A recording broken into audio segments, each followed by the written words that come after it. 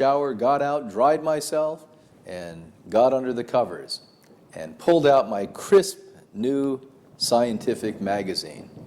And lo and behold, what did I find there? A study that came from what I learned was the fish belt.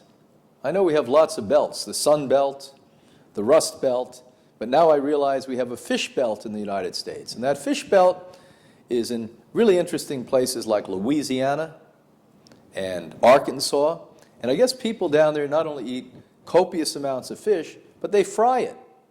And don't you know that these researchers, I believe out of Duke University, discovered that there were substantially more strokes in the population in this fish belt that consumed these non-food substances.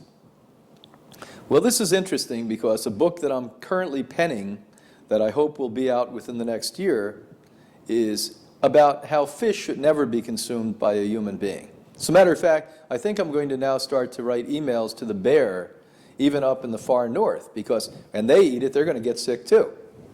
But at least it's a natural food for a carnivore. It's certainly not one for an herbivore like a human being.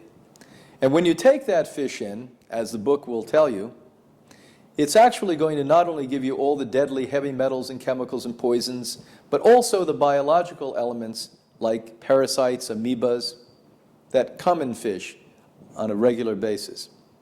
So watch yourself if you're eating fish, period.